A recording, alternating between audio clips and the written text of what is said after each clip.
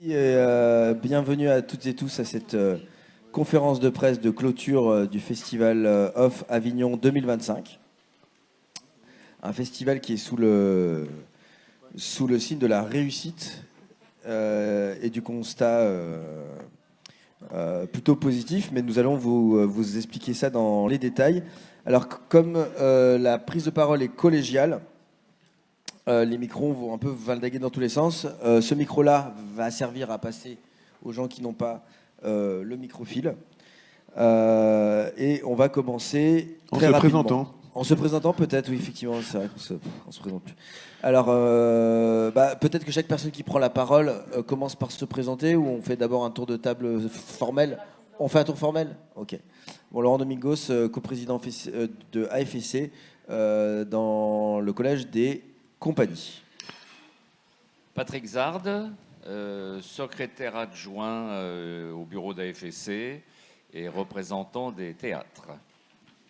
Sophie-Anne Le Sen, vice-présidente de AFSC, collège compagnie.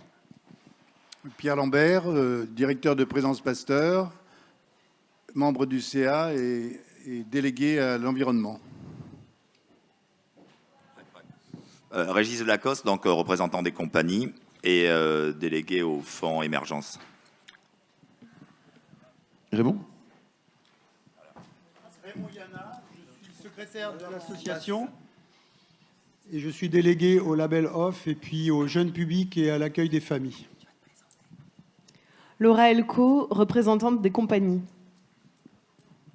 Bonjour, Marie-Claire Neveu, représentante des compagnies Collège B et administratrice déléguée à l'éco-transition avec Pierre Lambert. Et donc moi je suis Harold David, je suis le deuxième coprésident élu au Collège des théâtres. Et moi du coup Anaïs Richetta, élue aux compagnies, donc Collège B et trésorière adjointe. Voilà, du coup, je crois qu'on a fait le tour de table. On est 18 au conseil d'administration à être élus, 9 dans chacun des collèges, théâtres et compagnie. On commence toujours, quand on fait ce bilan, par les chiffres, avec du coup des chiffres effectivement intéressants pour cette 159e édition. Je commence, Laurent, pour la première partie, c'est ça, hein. Et donc, on va recouper certains chiffres, évidemment, qu'on avait annoncés à la conférence de presse initiale au mois de mai, notamment sur le nombre de spectacles qui a un peu évolué, puisqu'il y a eu des inscriptions de spectacles sur le programme digital qui sont arrivés a posteriori des chiffres qu'on avait donnés au mois de mai. Donc là, de manière ferme et définitive, il y a eu 1785 spectacles et événements. Et à l'intérieur de ces 1785, il y avait donc 54 événements. Ce qui veut dire qu'il y avait donc 1731 spectacles en tant que tels qui ont été joués pendant le festival. Heureusement, j'ai envie de dire, le nombre de théâtres n'a pas bougé, 139 théâtres, même si, comme vous le savez, il y en a un qui a subi une fermeture administrative en cours de festival, mais il y a quand même eu 139 enseignes qui ont ouvert avec plus de 250 salles, pardon. 1405 compagnies ont donc présenté ces spectacles, dont 163 étrangères, soit environ 12% donc, du volume de compagnies présentes dans le festival. Et au total, environ 27 000 levées de rideaux qui ont jalonné donc, ces 3 semaines de festival. Alors après, cette année, on a essayé d'avoir des chiffres un peu plus précis sur la fréquentation du public, parce que d'habitude, ce qu'on fait, c'est qu'on fait une espèce de projection inverse de les achats de tickets off en se demandant ça veut dire quoi sur les achats de tickets globaux. C'est pas une science très exacte. Là, on a essayé de récolter les chiffres de certains théâtres. On n'a pas eu encore cette année beaucoup de théâtres qui ont pu nous... Enfin, il y a beaucoup de théâtres qui étaient volontaires, mais on n'a pas eu beaucoup de chiffres qui nous sont remontés à la fin. Mais quand même, on peut se baser du coup sur des vrais chiffres d'un petit nombre de théâtres, mais dont la nature était assez représentative du festival. Et on peut quand même se dire avec un intervalle d'incertitude de 5 à 7% qu'on est entre 50 et 60% de remplissage des théâtres sur l'ensemble du festival, sachant que il y a une pente quand même. C'est-à-dire que sur les 2 premiers jours, on est plutôt autour de 40. Sur la première semaine, on est un peu autour de 50, un peu plus. Et sur la deuxième semaine, on n'a pas encore la troisième évidemment, puisqu'on a demandé pour les 2 semaines qui sont révolues. Pour la deuxième semaine, on est plutôt à 60 ou plus. Donc on a une montée. Alors il y a des disparités sur les spectacles, mais ça vous le savez. Mais comme nous on regarde le global, la moyenne est forcément toujours un peu plus nuancée que les maximums et les jauges exceptionnelles. Donc on est autour, on va dire, entre 50 et 60. On est plus proche de 60, mais notre intervalle d'incertitude nous empêche de dire des chiffres plus précis. Donc ça veut dire que si on rapporte au nombre de billets disponibles à la vente, qui sont autour de, je vous rappelle, 2,6 millions en tout, on estime du coup qu'on serait à IIT à 1,6 million de billets vendus sur le festival. C'est une estimation sur les 2 premières semaines et sur les quelques théâtres dont on a eu la billetterie. L'autre indicateur qu'on a sur évidemment les chiffres de fréquentation, c'est Ticket Off, donc ce dispositif et service qu'on a donc depuis quelques années maintenant qui permet de vendre des contre-marques de billets. Cette année, il faut noter qu'on avait 95% de la programmation, c'est-à-dire de ces 1785 spectacles, on en avait 96% pour lequel on avait des quotas à la vente sur Ticket Off, ce qui est la meilleure performance qu'on ait eue au niveau de l'accord des compagnies, des producteurs et des lieux pour mettre à disposition des billets pour leur spectacle. On était plutôt en dessous des 90 des années précédentes, ce qui donc a représenté 1676 spectacles sur les 1785 donc, qui étaient en vente sur Ticket Off. On avait aussi 950 000 places disponibles à la vente sur Ticket Off. Donc, par rapport aux 2,6 millions de billets disponibles, si on considère la jauge totale, ça vous donne une idée du volume qui était disponible pour Ticket Off. Et cette année, on a atteint un chiffre absolument record de vente de Ticket Off, puisque nous en avons vendu 290 000 en 2025. Et pour mémoire, en 99, nous avions 99 000 billets vendus par Ticket Off. Donc ça veut dire que en 6 ans, donc, on a multiplié par 3 le volume de contre-marques vendues. Et il y a vraiment eu un bond entre 2023 et 2025, puisque l'an dernier, nous en avions vendu 203 000, ce qui veut dire qu'on en a vendu 87 000 de plus sur cette édition 2025. Alors évidemment, le festival était plus long, donc ça explique qu'il y ait aussi un volume de billets supplémentaires qui était vendu, mais c'est quand même un signe fort, d'une part, de la façon dont le public s'est emparé de cet outil pour faire son choix de spectacle. Et c'est évidemment une très bonne nouvelle pour aussi le fonds émergence et création, puisque comme vous le savez, la commission qui est payée par le public sur chaque billet vendu, pour l'instant, est dédiée à venir alimenter ce fonds émergence et création. Et donc, pour être tout à fait transparent, on avait, nous, dans nos prévisions, envisager une hausse des ventes de Ticket Off sur 2025, mais plutôt autour de 250 000. Et on ne s'attendait pas évidemment à être à 290 000, comme je viens de l'annoncer.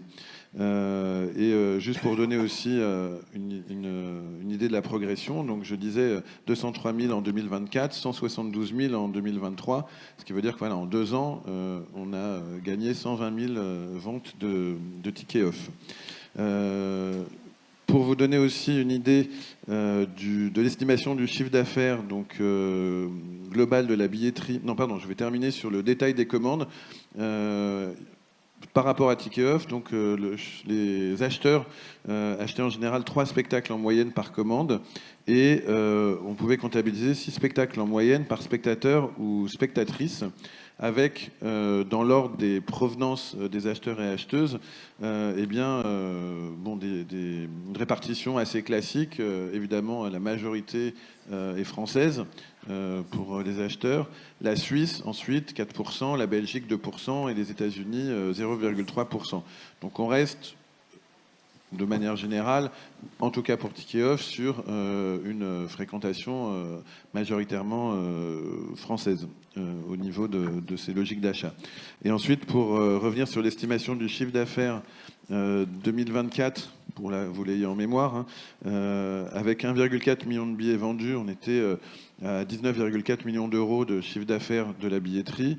Et sur la fourchette haute qu'on avait estimée en 2024, qui correspondrait à la réalité des ventes 2025, on serait sur 1,6 million de billets vendus et donc un chiffre d'affaires aux alentours de 22 millions d'euros. Voilà, ça c'est pour les tickets off.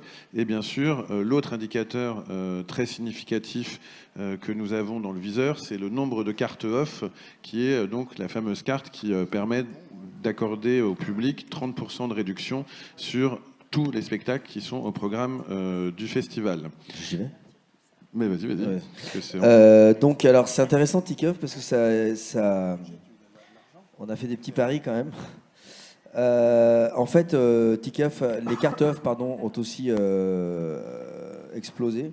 En fait, on est quasiment à 80 000 cartes off dématérialisées vendues. On est à 79 400. Et on espère qu'à la fin du festival, bon, même s'il reste 2 jours, on ne pense pas qu'on va atteindre les 80 000, mais... Chloé avait l'air plutôt optimiste sur le fait qu'on allait... C'est un pari qu'on a entre nous, on va voir si ça va les 80 000.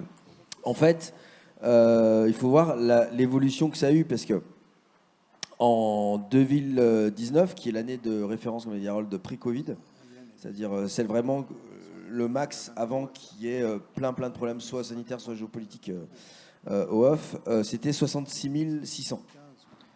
Donc là, on en est quasi à 80 000, et avec effectivement une petite probabilité de les dépasser. C'est assez intéressant de voir que... Parce que ça, c'est une très bonne mesure de la fréquentation. Autant les tickets off, ça dépend de la réussite de la billetterie ticket off. Le nombre de billets vendus, c'est une estimation, mais ça, c'est des vrais chiffres exhaustifs et qui montrent l'évolution de la fréquentation du festival. Donc, on est à plus de 30%, quoi. Ça, si on fait le calcul vite fait. Et alors, ce qui est intéressant aussi, c'est qu'on est quand même sur de la vente plutôt de cartes off plein tarif, à 70%. Ça veut dire quoi ? Ça veut dire que tout ce qui est résident, Vaucluse, etc., c'est que 10%. Alors, c'est peut-être pas assez, mais c'est 10%. Et ça veut dire que la plupart des... C'est-à-dire que c'est un public qui est assez national qui vient acheter des cartes off. On a après très peu de tarifs réduits. C'est vraiment quand vous avez 10% et 70%, ça fait 80%. Et tout le reste se divise en 10 tarifs. Alors, évidemment, on ne va pas vous donner des choses non intuitives. La plupart des gens qui achètent des cartes off, c'est français. Ils viennent de France en tout cas. Et après, il y a la Suisse et la Belgique, donc on est très dans le francophone. Et en 4e et 5e position, c'est l'Allemagne et l'Espagne, donc des pays frontaliers. On n'a pas les proportions, mais j'imagine que 1, 2, 3, c'est bien supérieur à 4 et 5, quoi. Ce qui est juste important à préciser aussi sur cette évolution de la vente de cartes off sur 2025, c'est que pendant des années quand même, on plafonnait sur le nombre de ventes de cartes off. Pour mémoire, on en a vendu 62 900 donc en 2024, 65 477 en 23, et Laurent le disait, 66 597 qui était la meilleure année. Et donc, il y avait vraiment une sorte de plafond de verre, voilà, qui faisait qu'on ne dépassait pas les 65-66 000 cartes. Et donc, effectivement, il y a 2 explications possibles pour avoir atteint 80 000. Soit, tout d'un coup, on a été super bon en marketing, et puis les gens qui venaient au festival avant et qui n'achetaient pas la carte se sont dit, c'est super, on va l'acheter. Il est vrai qu'on a mené de manière très volontaire cette année une campagne de communication pour promouvoir et Ticket Off et la carte off auprès des publics potentiels du festival. Donc, on pense que ça a aidé à mieux faire connaître aussi cet outil au service des publics. Mais on peut aussi quand même penser que c'est parce qu'il y a eu plus d'acheteurs en façon nominale au départ qui ont souhaité acheter cette carte et que donc, qui dit plus d'acheteurs, comme dit Laurent, c'est potentiellement quand même qu'il y avait une présence du public plus forte cette année. En tous les cas, voilà, ce bond de 30%, alors qu'on était plafonné à 65 000 en moyenne à peu près sur les années antérieures, montre qu'il y a une appropriation en tout cas de cet outil qui est clairement significative et potentiellement effectivement une augmentation du public fidélisé aussi, puisque le principe de la carte, c'est vraiment par cette réduction de fidéliser le public qui, on avait fait l'étude en 2019, quand il est détenteur de la carte, va voir en moyenne 10 à 12 spectacles contre 5 ou 6 quand il n'est pas détenteur de la carte et qui ne bénéficie pas du tarif réduit. Alors maintenant, on a des petites infos sur les compagnies. C'est assez inédit, ça aussi. En fait, maintenant, de façon régulière, quand les compagnies s'inscrivent, on leur fait remplir un questionnaire sur plein de choses, sur leur vie au festival, sur la manière dont elles produisent, dont elles diffusent, etc. Donc on a des infos qu'on n'avait pas avant. Alors par exemple, on voit que la durée idéale pour les compagnies hors relâche du festival, c'est 18 jours. Donc on est quand même sur des compagnies, généralement, qui veulent un festival plutôt long. On a de plus en plus de productions qui viennent pour 3, 4, 5 jours. Et on croyait, l'année dernière, d'ailleurs on l'avait dit en conférence de presse, que c'était un peu pas un tournant, mais enfin une nouvelle façon de faire le off. Force est de constater, quand on regarde les statistiques, à la fois cette année et à la fois les compagnies, qu'en fait la plupart des gens quand même font 3 semaines. Même si la pratique se développe, les gens font 3 semaines. Alors le coût moyen du logement, je ne sais pas ce que ça veut dire vraiment, parce que alors ça peut vouloir dire un truc, le coût moyen du logement.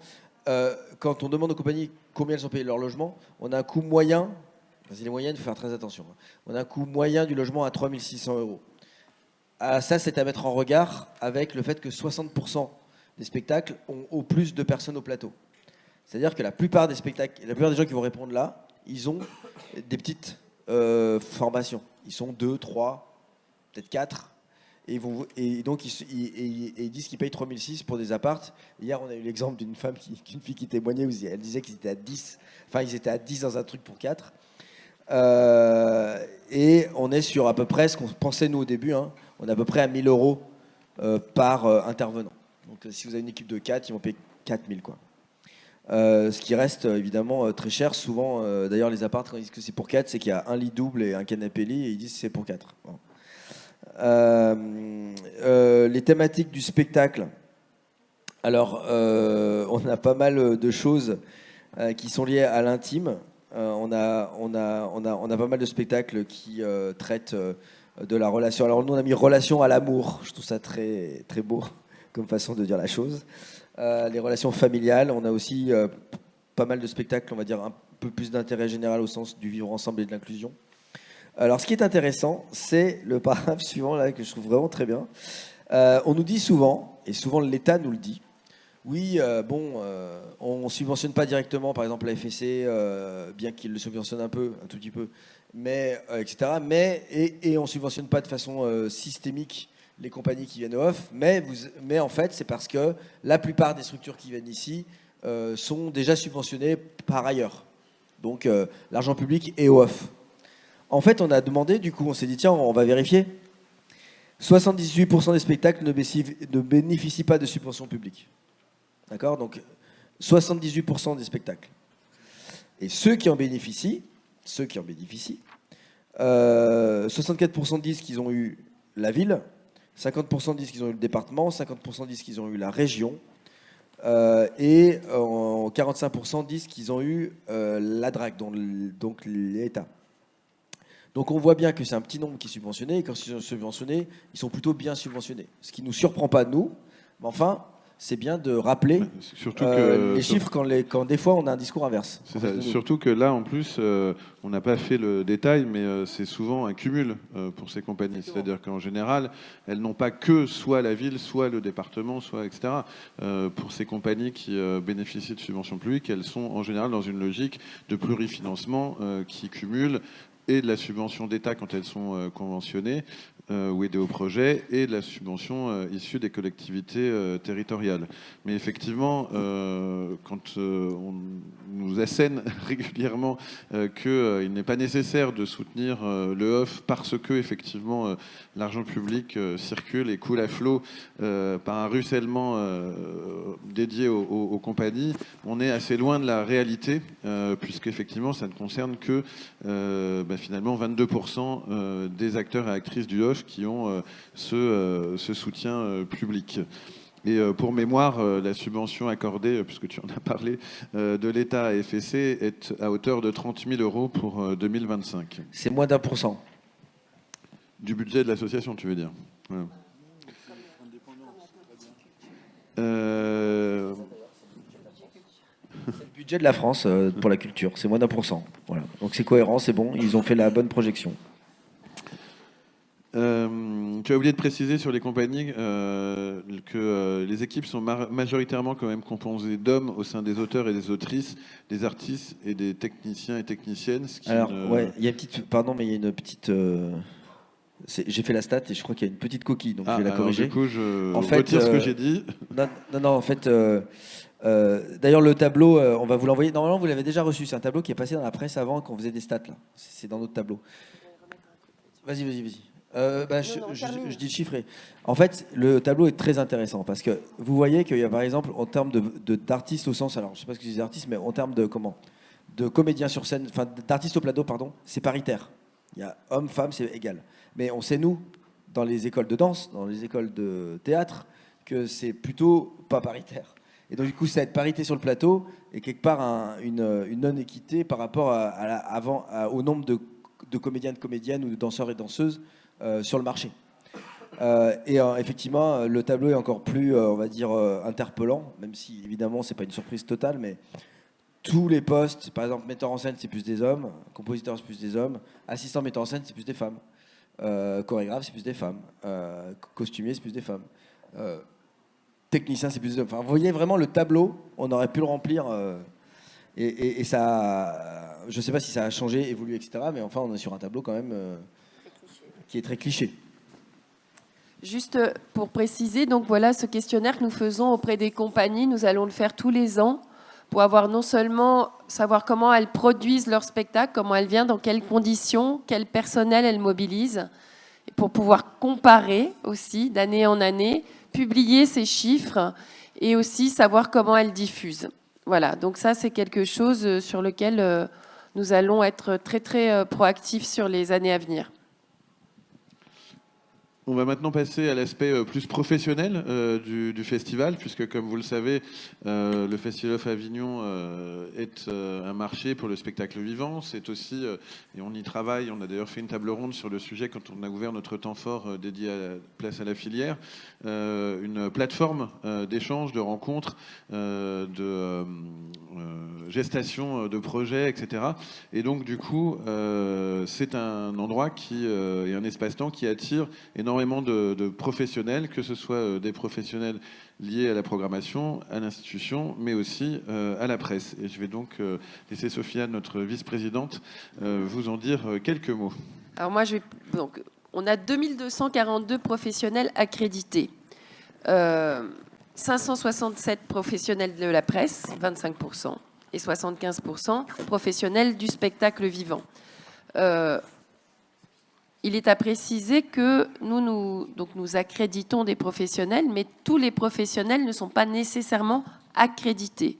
Donc, on peut penser qu'il y a plus de professionnels sur le festival que ceux qui sont effectivement accrédités. Moi, je vais m'occuper donc des professionnels du spectacle vivant. On a 949 programmateurs et programmatrices donc, sur les accrédités, donc 56%. 620 qui sont prescripteurs ou prescriptrices, donc qui ne sont pas directement programmateurs, mais qui appartiennent peut-être à des collèges de programmation. Parfois, certains professionnels, pour par exemple des festivals, viennent à plusieurs pour un même festival, un même lieu, donc ils se répartissent entre des programmateurs, des prescripteurs. Et puis, on a 129 institutionnels représentants de collectivités territoriales. Donc ça peut être des directeurs des affaires culturelles ou d'autres régions, enfin voilà, tous ceux qui sont en charge de la culture dans les collectivités territoriales. Ensuite, donc 89% de ces professionnels sont français. Donc 89, presque 90. Il nous reste donc peu de marge. Alors il y a une répartition, enfin la majorité d'entre eux, 23% seulement, sont de la région Île-de-France, 19% de la région Auvergne-Rhône-Alpes, 13% de la région Occitanie et 9% de la région Sud. Donc ça aussi c'est très intéressant, c'est de savoir voilà, ceux qui sont peut-être le plus proches ne sont pas forcément ceux qui sont le mieux représentés. Alors après, il reste à savoir s'il y a... On sait qu'en Île-de-France, il y a un terrain de programmation qui est beaucoup plus étendu. Donc c'est aussi, ça justifie un petit peu la surreprésentation des programmateurs d'Île-de-France. Et alors dans les accrédités étrangers, là aussi on reste un peu sur du francophone, puisque 11% viennent de Suisse, 24% de Belgique et 8% du Canada. Donc voilà. 36% disent voir des spectacles au Festival d'Avignon et 96% seulement ceux du off. Donc là aussi, c'est intéressant de voir que beaucoup de programmateurs ne vont que au off. Les structures. Alors, 51% des accrédités proviennent d'associations, 25% de régie directe, délégation de services publics 6%. Donc voilà, donc c'est majoritairement aussi là des associations. Et 66% de ces professionnels sont issus de structures subventionnées. Donc subventionnées majoritairement par des collectivités territoriales. Mais ensuite, on a aussi des structures qui sont financées par des structures privées ou des OGC, des sociétés de gestion. Donc on voit que quand même, il y a, voilà, pour venir au festival, il est mieux d'être quand même financé largement. Le nombre de personnes accréditées par structure, et là aussi c'est intéressant, ça corrobore ce que je vous disais sur le fait que nous avions des lieux qui venaient avec plusieurs programmateurs et prescripteurs potentiels, c'est 2,5 personnes accréditées par structure. Et alors, combien de spectacles voient-ils pendant le festival ? 22% voient entre 10 et 15%, 21% entre 15 et 20, et 14% entre 20 et 25 spectacles. Ça leur fait un sacré programme. Période de programmation. Alors là aussi, c'est intéressant. En 2025, ces programmateurs, 61% d'entre eux, envisagent une programmation en 2026-2027. 23% en 25-26. Donc on n'est pas pour directement une programmation dès la rentrée, mais sur la saison d'après, dans leur grande majorité. Et j'aime bien le mot « envisage », puisqu'on sait les difficultés que connaissent les structures de diffusion aujourd'hui. Donc je pense que beaucoup sont quand même dans une grande incertitude quant à la quantité de spectacles qu'ils pourront programmer. Et 16% n'ont pas de période précise. Les styles les plus recherchés, théâtre, musique et humour. Et les thématiques les plus recherchées, vivre ensemble, inclusion, diversité et relations familiales. Alors là, c'est intéressant puisque si on recoupe avec ce que proposent les compagnies, on retrouve en première position le vivre ensemble et inclusion. Ensuite, il y a beaucoup... Donc, chez les compagnies, on trouve tout ce qui tourne autour de l'amour.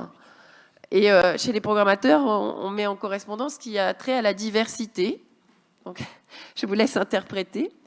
Et puis les relations familiales qui restent, depuis Molière, je pense, un grand sujet qui rencontre encore la faveur des programmateurs professionnels. Je vais passer à ma petite camarade le sujet sur la presse. Harold. Laura Elko. Oui, effectivement, je vais parler de la presse, donc je vais vous parler de vous. Quelques pétales de plus à ce bouquet de chiffres. Parmi les 553 accrédités presse, on a la moitié qui proviennent de sites internet et blogs, 30% pour la presse écrite, 12% pour la radio et 7% pour la télévision. Dans la couverture médiatique, on a 2345 retombées presse, dont 8% concernent le Festival Off en général, et 92% concernent les critiques de spectacles. Les retombées sur le village Tadam, dont Raymond Yana parlera tout à l'heure, c'est 17. Et les retombées sur les sujets internationaux, dont parlera Harold tout à l'heure, 19. Les retombées presse par typologie de médias. On a en presse web 80%, en presse écrite 16%, en radio 3% et en télévision 1%. Et on a un focus sur la couverture internationale par des médias francophones et des médias internationaux. Donc pour les médias francophones, il y a 18 retombées. Et pour ce qui concerne le focus couverture internationale, parmi les médias internationaux, on a 31 retombées. Et les sujets qui sont le plus mis en avant sur cette couverture internationale, c'est le Brésil comme invité d'honneur, l'Ukraine et Kazakhstan et Ouzbékistan. Voilà. Et pour compléter ce que dit Laura, ce que notre agence de presse La Bande nous a transmis aussi comme élément, que je trouve intéressant, c'est qu'à la date du 22 juillet 2025, il y avait eu 2345 retombées presse, c'est-à-dire les articles comptabilisés avec les outils de veille que notre agence a à sa disposition. Donc 2345 retombées de presse, 35 interviews des responsables d'AFSC sur différents sujets.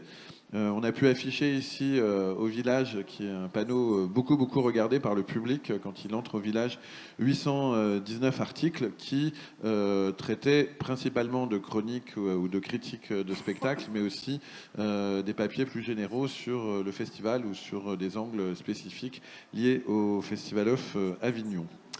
Il nous semblait important de faire dans cette conférence de presse un temps sur l'engagement en faveur de la lutte et de la prévention contre les violences sexistes et sexuelles. Et c'est Patrick Zard donc, qui va vous faire un petit topo sur cette question. Oui, bonjour. L'engagement en faveur de la lutte et de la prévention contre les violences sexistes et sexuelles sont présents à AFSC depuis quelques années. On a pas mal renforcé le dispositif et on va encore le renforcer nettement l'année prochaine. On a constaté un nombre de signalements plus élevé que l'année dernière et je ne pense pas qu'il y ait plus d'agressions. Je pense plutôt que les personnes hésitent moins à signaler ces agressions et que ça, c'est une très bonne chose. Donc, ce qui a été mis en place d'ores et déjà au sein de l'AFSC, c'est un accompagnement à la mise en place d'un protocole interne à l'association et la présence des équipes à certaines soirées ici au village du Off. On a aussi eu la présence, c'est pas directement lié aux violences sexistes et sexuelles, mais c'est un domaine voisin. On a eu la présence ponctuelle de l'association Addiction France, au village du Off, qui concerne plutôt les comportements justement addictifs à diverses substances. Il y a une formation des équipes d'AFSC qui a été commencée, qui va être renforcée en 2025-2026. On a eu aussi un webinaire dédié à ces violences sexistes et sexuelles à destination des compagnies et à destination de tous les théâtres d'Avignon. Il y avait une équipe de référents VSS pendant le festival et également une boîte mail spécialement dédiée pour recueillir les témoignages. Donc vraiment, ça va être une chose qui va monter en puissance au sein de l'AFSC, mais on est déjà très attentif à ce sujet. Merci Patrick.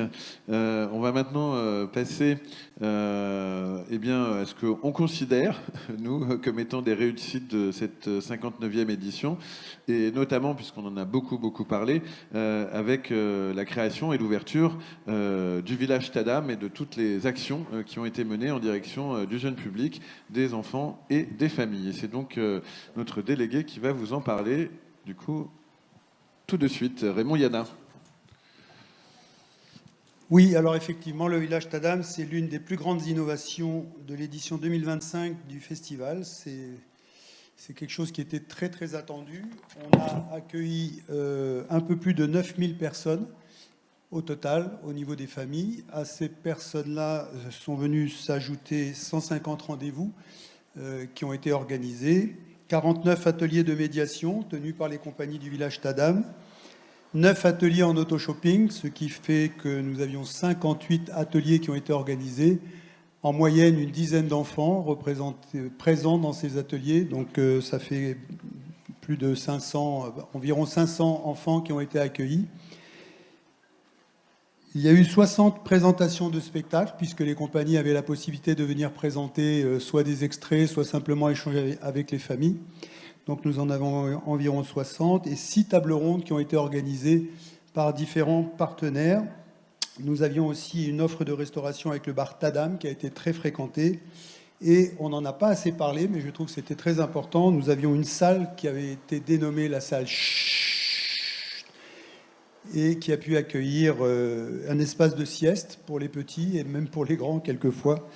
Et un espace pour changer les bébés, pour changer leurs couches et pour permettre aux mamans d'allaiter ou aux papas de donner le biberon en toute quiétude, ce qui était aussi très très important. Nous avons travaillé aussi avec des partenaires. Nous avions un carrousel que vous avez sûrement remarqué dans les rues, en tout cas autour du village, Zanimal, qui était animé par la compagnie de la Toupine.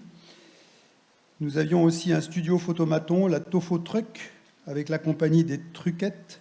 Nous avions 10 jeux en bois géants qui étaient organisés avec la Ligue de l'enseignement. Nous avions aussi une petite bibliothèque que nous appelions le livre éphémère Tadam, en collaboration avec la librairie éphémère, collaboration gracieuse. Nous avions également un stand origami avec la collaboration de l'association Les Petites Choses.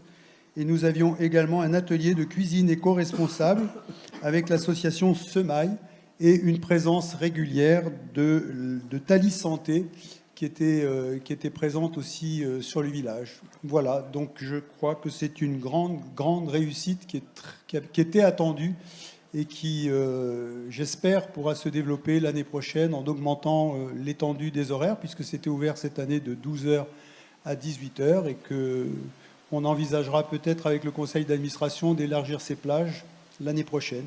On verra. Tu as oublié de préciser qu'un des autres grands succès associés à la création du village, c'est la carte Tadam.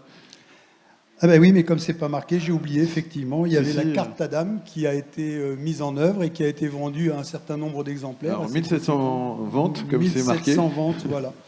Donc la carte Tadam, on en a déjà parlé la dernière fois, mais ça a eu un gros succès, puisque pour la première année, 1700 et quelques cartes vendues ont été appréciées par les familles, je pense. Merci Raymond. Donc, Village Tadam qui a accompagné évidemment, qui était dans la continuité du guide Tadam qu'on avait lancé il y a 2 ans et qui a montré combien il était important et combien il était attendu qu'on soit attentif à la filière jeune public et au public des familles et des enfants.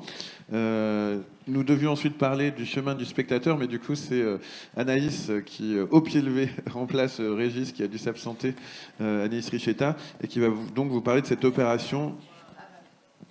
Non, mais on s'était décalé, que c'était moi qui prenais le relais, vu qu'il n'y a pas de souci. Qui permet donc, enfin, qui est une opération de la fondation AFSC, Avignon Festival et Compagnie. Donc du coup, le chemin du spectateur, ça a pour objectif de permettre au public du territoire en difficulté d'accès à l'offre et à la pratique culturelle de se familiariser donc avec le festival.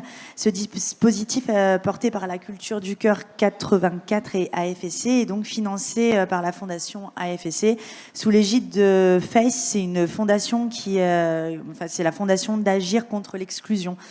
Voilà, à ce jour, du coup, 11 700 € sur les 12 000 € ont été dépensés. Et donc, ça a permis d'organiser une centaine de sorties collectives et d'acheter plus de 900 places de spectacle aux bénéficiaires. Voilà, et pour donner quelques précisions sur ce dispositif et son fonctionnement, parce qu'en fait, Culture du Cœur marche de 2 manières pendant le festival. Il demande, Culture du Cœur, d'un côté aux compagnies de donner des places gratuites qui sont distribuées aux bénéficiaires.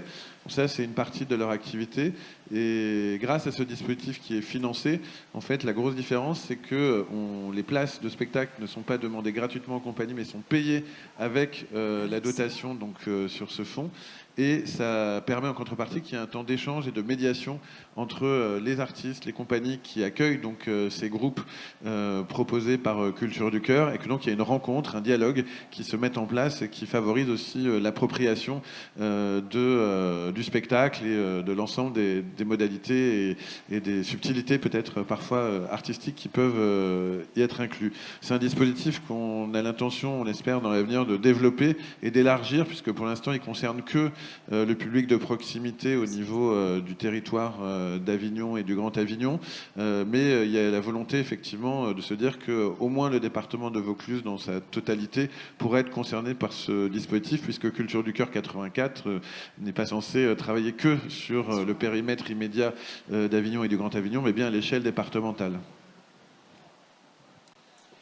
Parmi les autres activités d'AFSC, on revient à celle de plateformes d'échange, de rencontres entre professionnels, et notamment sur toutes les initiatives qu'on a mises en place pour favoriser le réseautage entre compagnies, créateurs, structures de production et professionnels. Et c'est Sofiane qui va vous en dire quelques mots. Donc pour nous, effectivement, à AFSC, la convivialité, c'est un mot essentiel. Vous avez ce village du off, conçu pour accueillir professionnels et spectateurs et compagnie, enfin voilà, tout le monde. Mais avec cette idée aussi que cette convivialité, elle permet le dialogue et donc elle va permettre la rencontre. On a donc créé des dispositifs qui sont d'abord les banquets pros. Alors les banquets pros, ils sont donc c'est dans un restaurant, un speed meeting, on va dire, entre des professionnels programmateurs et des compagnies.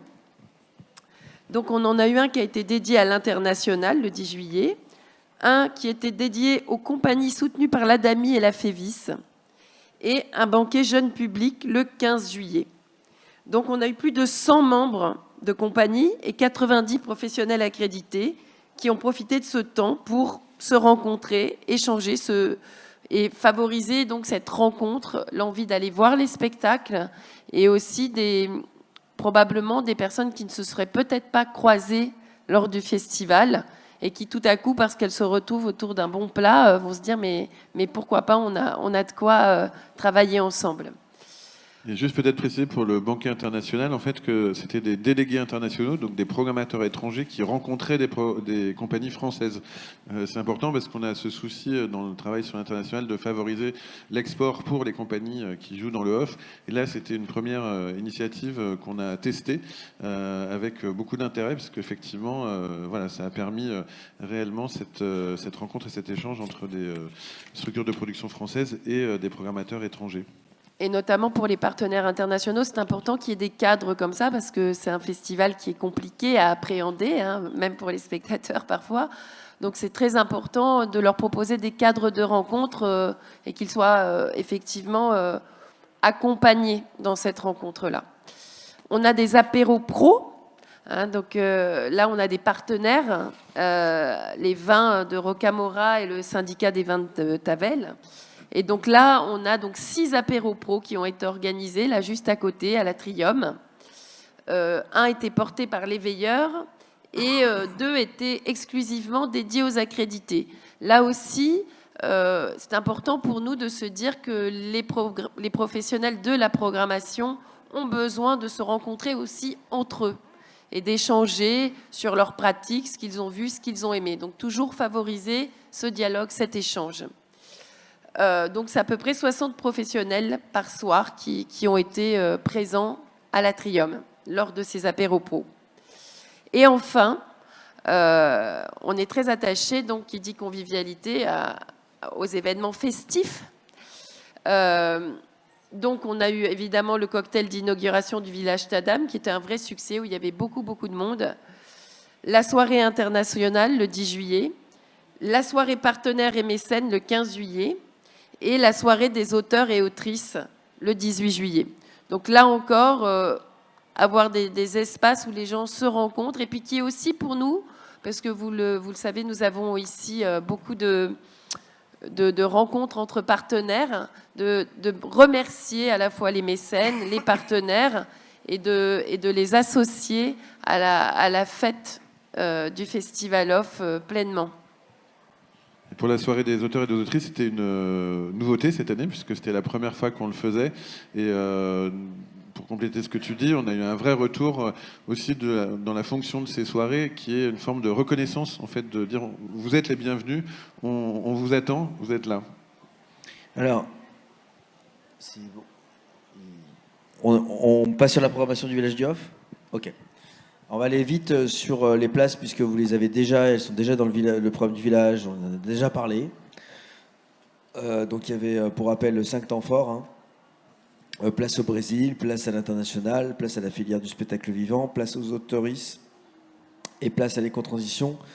Ça a de plus en plus de succès. Je ne sais pas si vous êtes un peu passé autour du village.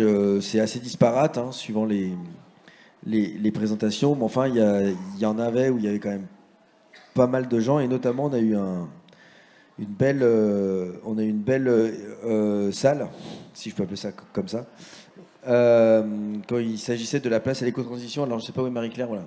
Marie-Claire, je pense que c'est mieux que ce soit toi qui en parles, parce que toi tu étais là aux 2 sur le plateau, et voilà. Pardon. Oui, j'étais là, mais tu étais là aussi avec moi. On a pu, lors du week-end éco de place à l'éco-transition, on a eu 2 événements assez phares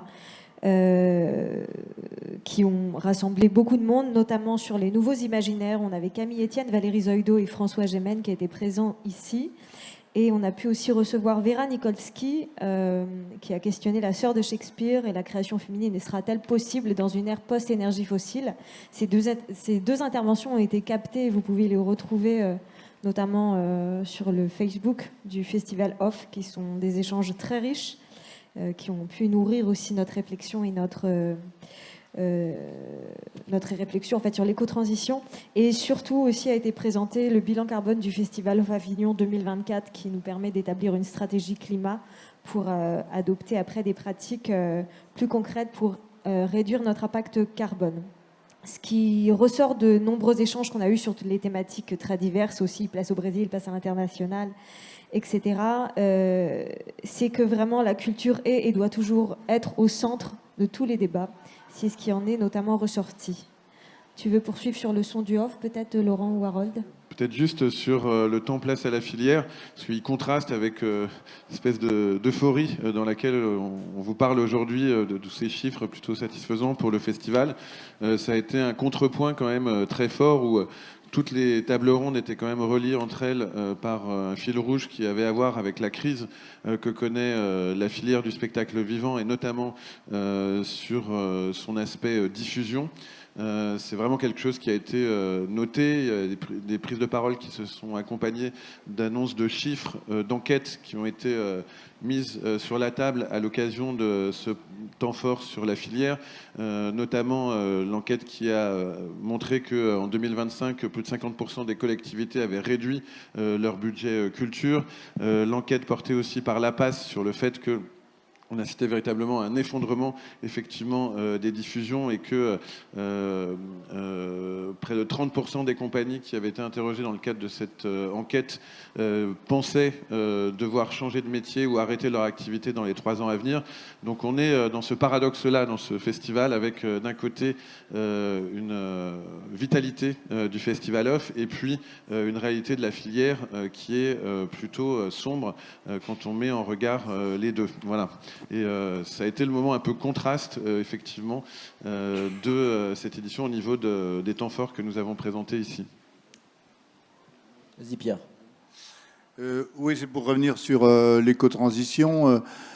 Donc, AFC s'empare et cherche à faire en sorte que l'éco-transition soit associée à toute notre activité, puisque c'est quand même le défi majeur de ce siècle, quoi. Les activités humaines vont tellement bon train qu'on est en train de... l'espèce humaine est menacée, toute la biodiversité est menacée, et tout ça fait qu'un jour, la nature aussi, bien sûr, Et tout ça, si on continue à ce rythme-là, tout le monde l'a compris, hein, la Terre est en danger. Donc on essaie de faire en sorte ici avec AFC que l'éco-responsabilité fasse partie de notre travail culturel, quoi. Moi, à titre personnel, j'ai réuni des compagnies qui produisaient des spectacles, qui étaient liés à l'environnement et au respect de la nature et de la terre. Et on s'est retrouvé avec une vingtaine de personnes qui produisent des spectacles dans ce sens. Et je pense que c'est une chose qu'on pourrait développer encore, faire en sorte de mettre plus en avant encore les spectacles qui sont liés à l'environnement. À titre personnel aussi, dans les actions de AFC, par exemple les boissons et nourritures qui sont délivrées ici au village du Hof, il y a un effort qui est fait pour que ces boissons et nourritures soient bio, locales et de saison. Cette année, par exemple, on a eu de la bière. Toute la bière qui était délivrée ici au village du Hof était une bière artisanale et locale et bio. Contrairement aux années précédentes, on avait une bière industrielle qui ne plaisait pas toujours à tout le monde. Enfin, vous voyez, il y a des efforts qui sont faits aussi par l'association pour faire en sorte que on puisse vivre plus sainement et avec plus de respect pour la terre. Voilà, merci de votre attention. Alors, sans transition, du coup, parce que tu as parlé de bière, on va aller au son du Hof. Le son du Hof, ce sont 18 soirées, hein, pour ceux qui ne sont pas venus, c'est pas bien, il fallait venir, qui se font donc à partir de 23h, 23h30, ici, là, et qui ont eu aussi un grand succès. En fait, c'est un festival qu'on met en place de musique actuelle. Donc on prend souvent des groupes émergents ou des groupes qui ont tout juste émergé. On essaie d'avoir aussi une diversité de programmation. Et force est de constater que la fréquentation a été record. On parle de 1800 personnes en moyenne par soir. Et on est à plus de 28 000 spectateurs. Donc pour un village qui est quand même pas si grand. Oui, il y avait énormément de monde, il y avait des groupes absolument extraordinaires. C'est un moment extrêmement important pour l'ensemble des travailleuses et travailleurs du Hof, parce que c'est un moment où on se rencontre, où on décompresse aussi. Et nous, on a rajouté le fait que c'est un moment où tout le monde, que ce soit les professionnels ou le public, peut voir des groupes français ou étrangers émerger et avoir une offre très qualitative de musique actuelle. Voilà. Donc si vous n'êtes pas encore venu, il reste encore 3 soirs, dont la clôture qui risque d'être dantesque. Donc je vous conseille vraiment de venir. L'entrée est gratuite et la consommation n'est pas obligatoire. Elle est fortement conseillée avec modération, mais elle n'est pas obligatoire et je vous conseille fortement de venir parce que c'est un moment complètement extraordinaire dans le festival. Et dans le côté découverte du son du Hof, je ne sais pas si tu as vu, mais un groupe qu'on avait l'année dernière ici sur la scène du Hof qui s'appelle Atipi a explosé cette année sur la scène des Vieilles Charrues, là, pas plus tard qu'hier. Il y a plein d'articles qui sont sortis ce matin. Et donc j'étais très heureux de voir qu'on avait été quelque part précurseur pour pousser, entre autres, ce groupe. Le dernier volet sur lequel on va intervenir avant de vous annoncer les perspectives pour 2026 et les enjeux, c'est le volet du développement international. Donc brièvement, on avait 187 spectacles accessibles à un public non francophone cette année. Ça ne veut pas dire que c'était des spectacles étrangers, ça veut dire qu'ils étaient accessibles à un public non francophone et donc répertoriés dans le guide international qu'on a mis en place afin de favoriser la découverte de ces spectacles qui ne sont pas bloquants par l'usage du français pour un public non francophone. Et on avait donc 163 par contre compagnies étrangères qui ont proposé des spectacles. Dans le cadre de notre accompagnement à la professionnalisation des structures de production et de compagnies, on avait 15 ateliers cette année qui ont accueilli en moyenne 15 participants chacun sur des thématiques, sur différents pays ou thématiques qui étaient portés par des professionnels partenaires maintenant du Festival Hof. Il y a eu le Fringe Yenabourg qui a fait un atelier, la Roumanie, le Brésil, le Kazakhstan, l'Allemagne, le Québec, l'Australie, l'Italie, l'Égypte. L'Australie, c'était avec le Fringe d'Adélaïde, l'Arménie, l'Espagne, l'Argentine, la Turquie, la Suisse, la Chine.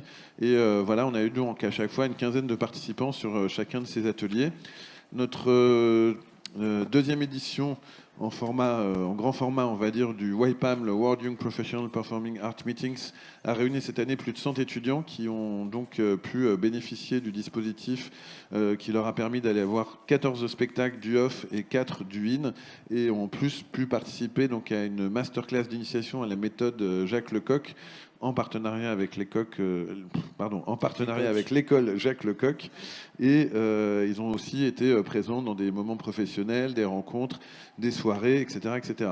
Et enfin, pour la première année, donc on avait mis en place notre dispositif de bourse d'aide à la mobilité Off Grants, qui a permis à 16 compagnies étrangères de bénéficier donc d'une aide à la mobilité dans le cadre de leur participation au festival.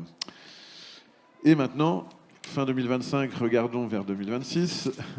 Nous avons des enjeux, des objectifs, des défis à aborder.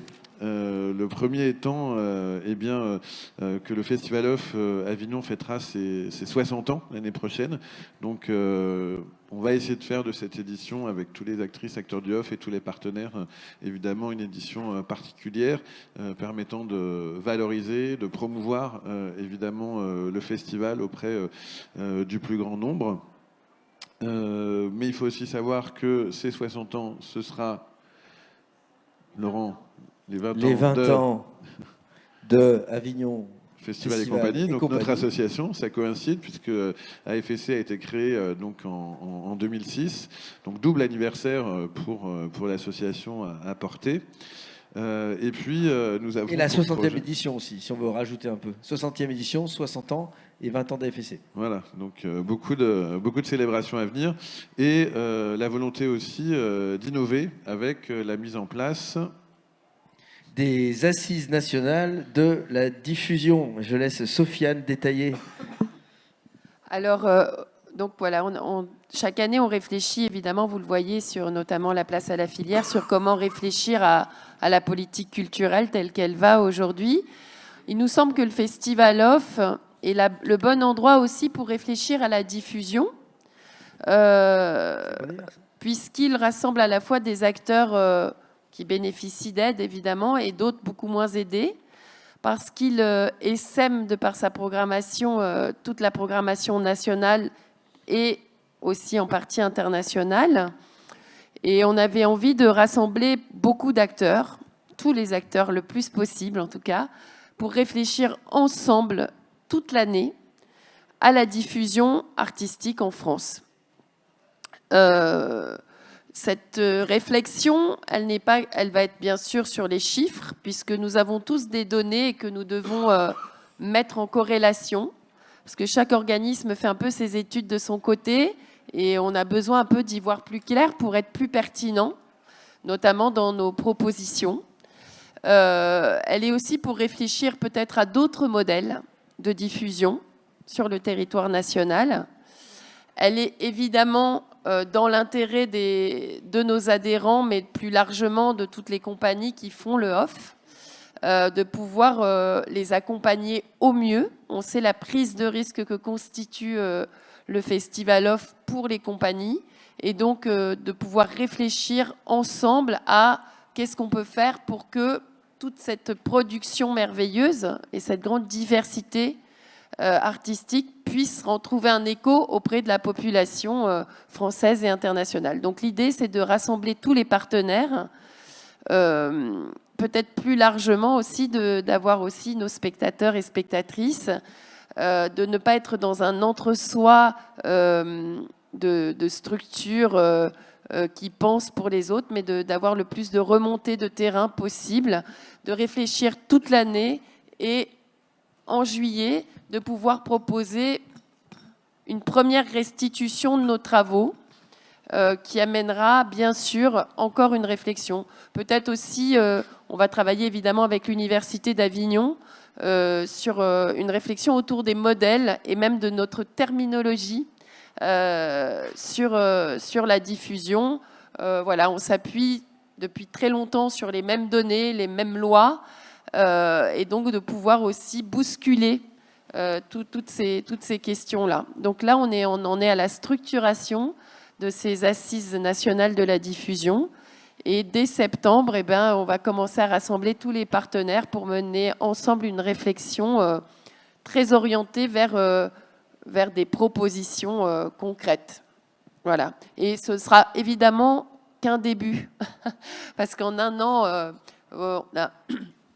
nous avons beaucoup d'ambition pour ces assises, mais nous savons d'ores et déjà que voilà, en 9 mois, nous ne remplirons pas tous nos objectifs. L'idée, c'est de poser un premier jalon, et puis quelques années plus tard, peut-être de revisiter, enfin de continuer ce travail-là. Et on pense sincèrement que le Festival Off, de par la multiplicité des acteurs qu'il réunit, peut être le bon endroit. Et avec ce souci de l'indépendance, puisque voilà, le Festival Off s'est créé dans son ADN, il y a le mot indépendance. Et donc pour nous, c'est très important que cette réflexion-là, elle parte justement de structures qui sont plus ou moins indépendantes. Évidemment, on n'écartera pas les structures publiques, mais voilà, qu'elles partent de chez nous. Voilà, donc ça, c'est pour nous très important. Je te laisse sur, pas forcément compléter. Les assises, mais non, c'était pas forcément sur les assises. Donc, de toute façon, il y aura des questions peut-être. Ouais, voilà. Non, simplement pour dire que on va rentrer très vite en période électorale, hein, vous le savez. Donc, il y a les municipales et après il y a les présidentielles. Ça, je pense que vous êtes à peu près au courant. Et en fait, on a eu pas mal d'hommes et de femmes politiques qui sont venus ici pour discuter avec nous. Et il y a quand même un sentiment général, quel que soit le bord politique. Alors bien sûr, ils viennent ici, donc les discours sont adaptés à nous.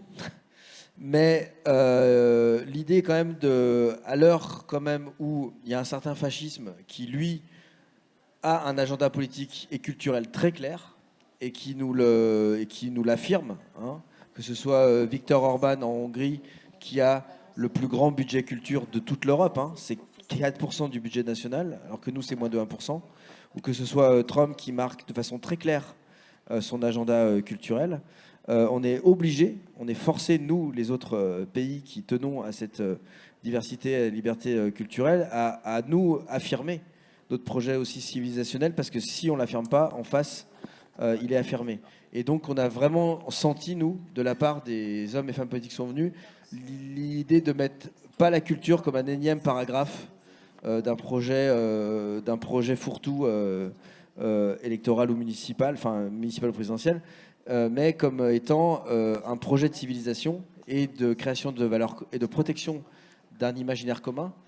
Et donc l'idée, c'est vraiment aussi de profiter pour nous de ce moment-là, dont on sait toujours qu'il est un peu éphémère, pour remettre la culture vraiment au centre, non pas comme quelque chose de corporatiste, en disant il faut sauver la culture, il faut sauver les acteurs de la culture, de la filière, etc.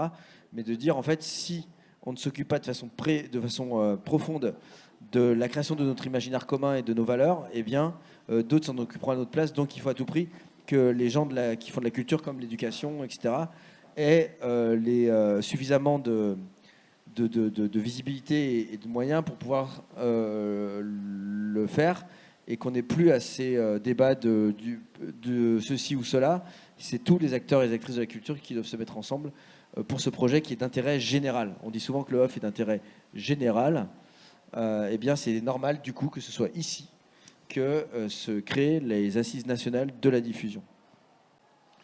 Et juste pour compléter votre information, hein, si vous souhaitez en savoir plus sur le off et sur d'avoir une réflexion transversale, je redis et je répète qu'il y a un formidable ouvrage, Sofiane citait l'Université d'Avignon tout à l'heure, qui est sorti au tout début du festival, qui s'appelle Le souffle du off, que vous pouvez trouver à la librairie, qui est un travail d'étude approfondi sur le off aujourd'hui, en 2025. Qui permet vraiment de nourrir cette réflexion transversale sur cet événement si particulier. Néanmoins, dans les dernières petites choses pour 2026, nous aurons donc une invitée d'honneur qui sera la Méditerranée, donc dans le cadre donc de la saison Méditerranée portée par l'Institut français. Et enfin, 2 petites informations complémentaires avant de passer au temps des questions. Le projet associatif d'AFSC 2023-2025 touche à son terme, et donc notre travail aussi au sein du conseil d'administration va être de le réactualiser à la rentrée pour se reprojeter donc sur les 3 années à venir, à l'aune aussi des enjeux de la filière dont on a largement parlé ce matin. Et dernière chose, donc le off sur de bons rails, donc on n'en a pas trop parlé dans le bilan, mais parce qu'on en a beaucoup parlé au début du festival, c'est donc notre opération pour réduire l'empreinte carbone du festival avec le transport mutualisé des décors par fret ferroviaire, devrait être renforcée l'année prochaine. On espère pouvoir effectivement augmenter le nombre de compagnies qui mutualisent leur transport. Ça demande pas mal de réflexion parce qu'on rentre à une échelle où finalement notre association est pas tout à fait dimensionnée structurellement pour pouvoir aller au-delà de ce qui a été fait cette année, mais voilà, ça demande à être discuté et partagé avec tous nos partenaires, puisque si on veut passer de l'expérimental à une réelle mutation des pratiques, eh bien à un moment donné la question d'échelle évidemment est importante, et c'est donc un des enjeux aussi que nous avons pour 2026. Voilà, bah écoutez, nous sommes arrivés au bout de cette présentation qu'on souhaitait vous faire. Peut-être, sans doute, sûrement, souhaitez-vous nous poser des questions ou obtenir des précisions, et donc c'est le moment. Bonjour, est-ce que c'est possible, s'il vous plaît, de donner vos prénoms, noms et le support pour lequel vous travaillez, s'il vous plaît? Peter Barnard, Arlian et Regard Web. 2 questions. Une question sur le nombre de professionnels qui sont venus, c'est-à-dire prescripteurs, directeurs de théâtre, etc. Vous avez donné les chiffres, mais pas l'évolution de ces chiffres-là. C'est quand même intéressant de savoir s'ils sont moins, plus nombreux, ou etc. Je crois qu'on l'a précisé, hein, mais c'est équivalent. En fait, il n'y a pas d'évolution notoire pour cette année.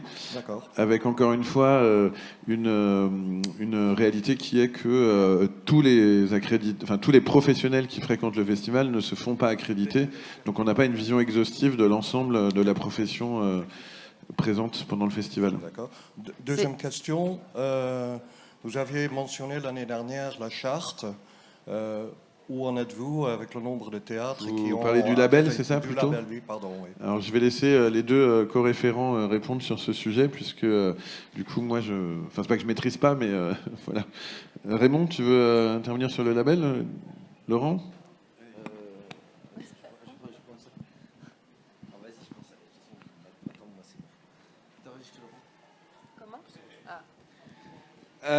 Sur le label, on a eu une évolution, mais alors un tout petit peu moins grande que prévu du nombre de. Enfin, ça a augmenté. Je sais plus exactement. Il faudrait demander à l'équipe le chiffre, mais ça a augmenté. Ça a augmenté. En revanche, un peu moins que ce qu'on pensait. Oui, mais le 70 justement, je savais pas. Raymond, c'est 70 parce que tu sais, on en avait parlé. Donc je veux pas dire de bêtises en fait. On est autour de 70, mais je ne veux pas dire de bêtises sur le chiffre. En revanche, ce qui est important, c'est que ça a augmenté, mais que, en fait, il faut qu'on revoie la temporalité avec laquelle on propose aux gens de s'inscrire au label, parce que souvent, on le fait un peu tard. C'est-à-dire, c'est pendant les inscriptions qu'on envoie toutes les communications au théâtre en disant, voilà, si vous voulez vous inscrire au label, etc. Sauf que pour un théâtre, ça va très vite. Et après, quand il est en montage, etc., le calendrier, parce que ce qui compte, c'est pas forcément d'avoir envie d'avoir le label, c'est de se faire audité par un auditeur avec une mise en place d'un calendrier, des disponibilités. Et les disponibilités sont parfois difficiles à avoir pendant le festival, etc. Donc ça ralentit un petit peu le process. Mais on voit qu'il y a une augmentation significative qui fait que je pense que on a vocation. Je pense que ce label-là a vocation à devenir majoritaire. Ce qu'il faut par contre sur le label, et là on l'a vu cette année avec les labels existants, c'est qu'il y a des points qu'il faut qu'on précise. Parce qu'entre la théorie des points du label et la pratique, c'est-à-dire il y a des fois des choses dont on pense que ça suffit de dire ça pour créer je sais pas, on va dire, je dis n'importe quoi, mais si on suppose qu'il y a un point d'eau dans les loges, alors c'est bon, c'est un point qui est vérifié. En fait, il faut préciser ce que ça veut dire un point d'eau, il faut préciser où il est, etc., etc. On a besoin de confronter les points du label, il y en a une grosse cinquantaine, à la réalité Et on va forcément en 2025-2026 revoir certains points pour qu'ils soient plus proches des besoins. On avait voulu, mais on n'a pas eu le temps cette année aussi de revoir certains points comme les temps de montage, etc.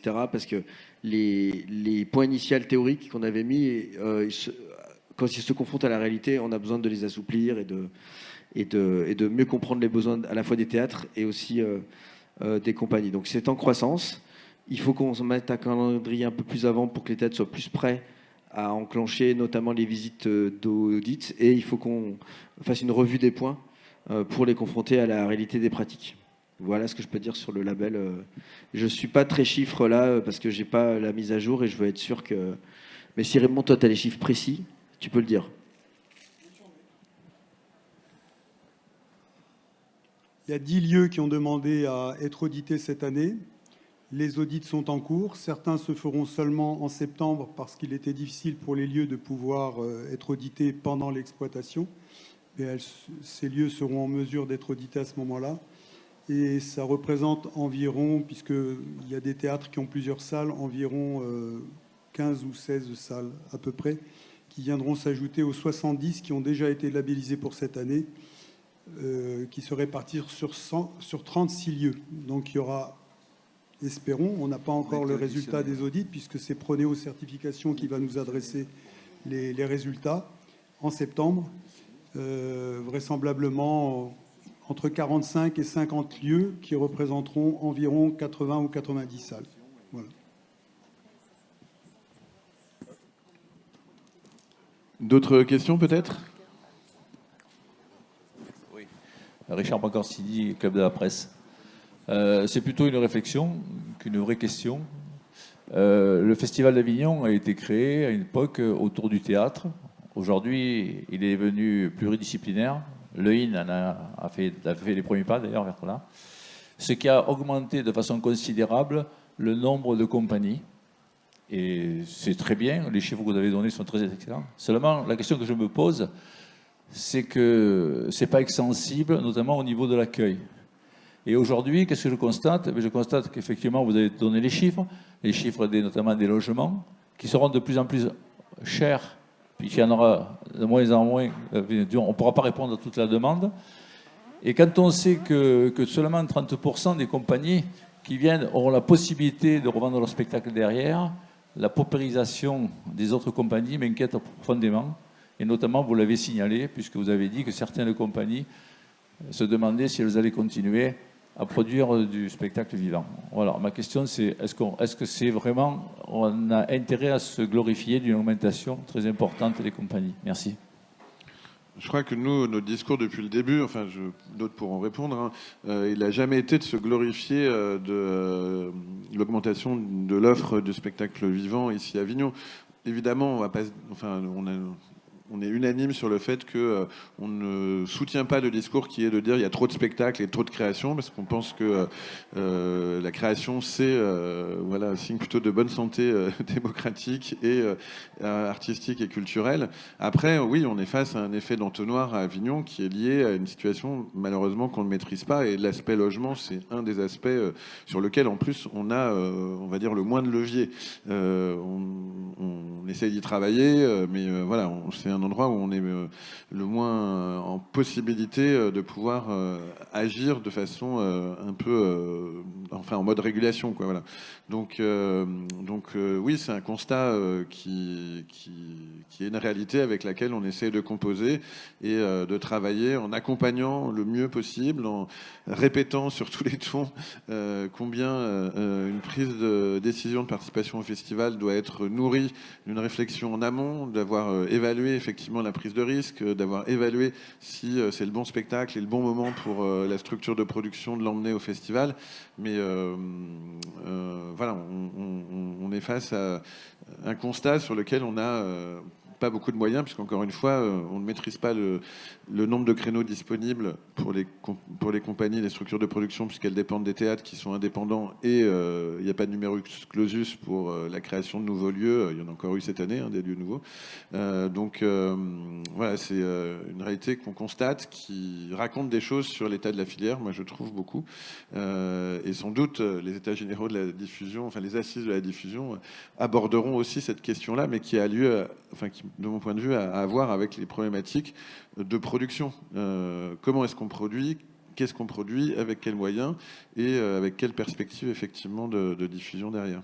Mais vous avez peut-être d'autres points de vue que vous souhaitez compléter. Oui, ce qu'on pourrait dire, c'est que une des grandes vertus de ce festival, c'est qu'il est ouvert. C'est-à-dire qu'une compagnie qui produit un spectacle quelque part en France ou dans le monde peut venir en Avignon. Il n'est pas dépendant d'un diffuseur de spectacle ou d'un responsable d'une structure culturelle. Voilà, ici c'est ouvert. Mais cette ouverture trouve peut-être ses limites, enfin, comme vous le soulignez, par l'excès d'offres de spectacles pour ce festival, quoi. Alors voilà, donc liberté, c'est aussi une des grandes vertus de ce festival, mais en même temps, ça pose aussi des problèmes. Donc on est aussi confronté à cette question-là, et sans pouvoir toujours apporter les réponses adéquates. Sachant aussi que s'il y a plus de spectacles et plus de compagnies, c'est ça, Laurent, souvent tu l'as pointé, il n'y a pas un nombre de levées de rideaux qui augmente. Celui-ci reste stable. Oui, en fait, ça je le dis à chaque fois à la conférence de presse, mais j'espère qu'un jour ce sera repris.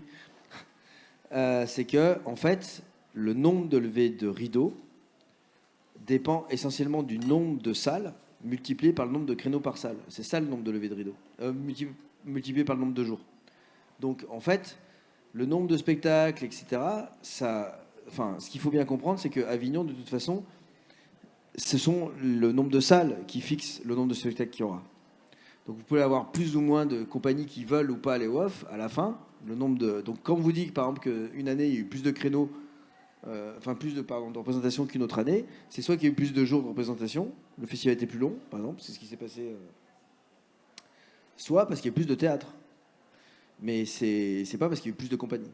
Donc il y a eu plus de compagnies. Mais ce que je veux dire, c'est que de toute façon, il y a beaucoup plus. Alors on ne connaît pas le rapport du nombre de compagnies qui demandent un créneau au nombre de compagnies qui l'ont, parce que à la fois les théâtres ont l'impression qu'on a une espèce de rapport de 1 pour 5, mais en fait, quand les compagnies elles demandent des créneaux à des théâtres, elles demandent à plusieurs théâtres en même temps. Donc on ne sait pas quel est le ratio des compagnies qui demandent sur les compagnies qui ont à la fin. Il faudrait demander presque. Il y a beaucoup plus d'alternance. Alors oui, alors ça c'est pareil. Oui et non. C'est-à-dire qu'au début on croyait que oui, mais quand on regarde l'ensemble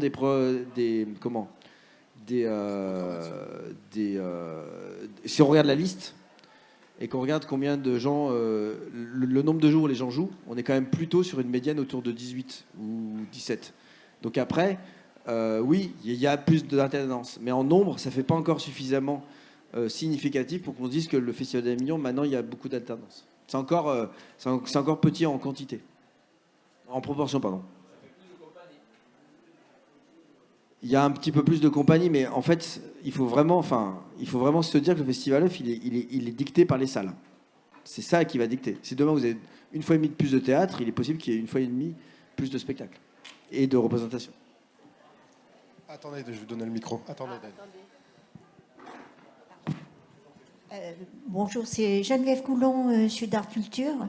Je voulais vous demander, dans le cadre de l'expansion territoriale du Festival Off, est-ce qu'il n'y aurait pas justement une possibilité de résolution de ces logements, du prix des logements, et puis également de la diffusion des compagnies dans d'autres lieux du département, qui s'étend justement, avec vos ateliers, et donc est-ce qu'il n'y aurait pas une possibilité justement de réduction des prix des logements de ce côté-là? C'est vrai que les travailleurs du off sont souvent attachés à être sûrs pourquoi ? Parce qu'on y travaille en fait, et que la journée est longue lorsqu'on produit un spectacle au Festival Off et qu'on cherche souvent à réduire le temps de trajet sur cette période-là. Donc c'est vrai, maintenant, je ne sais pas quels chiffres nous avons, et peut-être encore, il faut qu'on y travaille sur combien sont hors les murs et à quelle distance des murs les différents travailleurs du Off sont. Et là aussi, on peut poser aussi cette réflexion sur les spectatrices et les spectateurs. Ensuite, il y a aussi le coût écologique, c'est-à-dire que plus on est loin du lieu de diffusion, plus on a recours à des modes de transport qui sont parfois polluants. Donc, toute cette question-là, elle est vraiment très, très globale. On mène cette réflexion. Aussi des spectateurs sur place, je veux dire, hein, dans des communes limitrophes, puisque c'est déjà fait, comme Caumont, comme Monteux, comme tout ça, c'est-à-dire des spectateurs qui n'ont quelquefois pas grand-chose et qui, à ce moment-là, pourraient se mobiliser. Hein. C'est-à-dire que peut-être c'est ce secteur-là qu'il faut développer. Hein. C'est un de nos futurs axes de travail. Les ateliers pour jeunes, développer aussi ce secteur-là. Ça, c'est un travail à l'année. Un théâtre rural, finalement. Oui, vous avez raison, mais dans la tête des spectateurs, le festival, il se centre dans l'intramuros. Et pour amener les spectateurs extramuros, c'est plus compliqué, quoi. Et juste pour compléter par rapport au logement, on a étendu les horaires du réseau ferroviaire afin de pouvoir partir le plus tard. Ouais, ça, c'est et bien, donc ouais. les compagnies comme les spectateurs puissent résider dans des communes environnantes d'Avignon et donc avoir des loyers moins chers et de toucher aussi des spectateurs qui du coup ne se déplaceraient moins en voiture mais plus en train. Oui, il y a des accords avec la SNCF d'ailleurs, hein, c'est ça. Hein. La SNCF a allongé les services. C'est-à-dire que les trains partent plus tard du centre d'Avignon pour aller à l'extérieur et emmener éventuellement des spectateurs. Oui. Je veux bien que vous parliez dans le micro, parce que comme nous sommes enregistrés... Ce que je constate dans les annonces que je fais de petits festivals, d'événements, etc., c'est que de plus en plus, dans tous les villages, que ce soit dans la région sud, de la région Occitanie, se développent des petits festivals qui ont quelquefois 3-4 jours, mais qui tiennent la route, hein, avec des pointures quelquefois, et donc ça sur toute l'année. Donc, est-ce qu'il n'y aurait pas le moyen de justement de proposer peut-être aussi à l'année à des compagnies de se produire dans des cadres qui sont plus petits et qui mobiliseraient d'autres spectateurs? Ça n'empêche pas que ces spectateurs, après, viennent pour un gros événement à Avignon, mais c'est ce que je constate depuis quelques années. Hein. Donc, il y a vraiment un mouvement qui se fait dans des petites communes rurales, et à mon avis, il faut en prendre compte. Il y a deux, même j'étendrai votre question, mais effectivement, il y a les communes autour, donc c'est un travail qui doit se faire à l'année, effectivement. Et puis, il y a aussi le hors les murs d'Avignon, avec beaucoup de mixité de population. Et là aussi, comment créer ce sentiment d'appropriation de ce festival pour non seulement la ville au sens large, et pour, voilà, c'est un travail qui est difficile à mener parce qu'il nécessite beaucoup de temps, il nécessite une présence des acteurs à l'année, il nécessite d'avoir aussi des permanents qui puissent s'occuper de ça et permettre la mise en relation, et donc ça nécessite des budgets pour ça aussi. Vous avez aussi des structures qui sont déjà établies dans ces communes plus rurales et qui pourraient être justement des porteurs de projets en liaison avec le Off ou avec le IN, ou vous voyez ce que je veux dire? Parce que ça, c'est quelque chose que moi j'ai connu petite. À l'époque, ça s'appelait le théâtre au village. Hein. C'était à l'époque donc du début du festival ici, et c'était quelquefois les très grands acteurs qui ont fini à la Comédie Française. On va vous recruter. Et on a l'opération Off les murs, dont on n'a pas parlé, qui existe depuis plusieurs années et qui fait qu'il y a 17 communes cette année dans lesquelles il y a des représentations donc, de spectacles qui sont joués dans le off, qui sont joués hors les murs, Sauveterre, sur par le exemple. territoire. Quoi. Voilà. Oui. Sauveterre, Gordes, Châteauneuf-du-Pape, enfin... Oui, non, mais là, c'est directement des partenariats menés par Avignon Festival et compagnie avec ces communes pour promouvoir donc, du coup, des spectacles qui sont choisis par les communes à l'intérieur du programme général du festival. Voilà, nous, on est fermé à rien, évidemment. Hein, s'il y a des propositions des acteurs dans les communes, etc., on est toujours ouvert. Et il y a des solutions qui sont trouvées, par exemple des navettes qui sont mises en place par le Train Bleu, entre autres, là, pour aller à Sauveterre. Je sais que ça a été mis en place. Après, voilà, s'il y a des demandes, évidemment qu'on fera tout pour y répondre. D'autres questions ?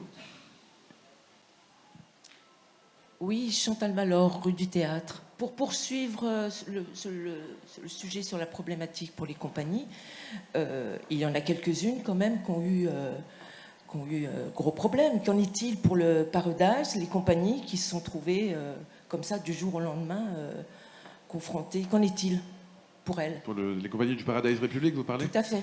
Okay. Alors effectivement, c'est un gros problème hein, quand vous fermez au milieu du festival. Donc nous, on est... Alors, il y a deux choses qu'on fait pour les productions du Paradise. Vous savez que le off, comment ça fonctionne, hein, c'est-à-dire que c'est les productions qui contractualisent avec les théâtres. Donc ils ont un contrat, de location souvent.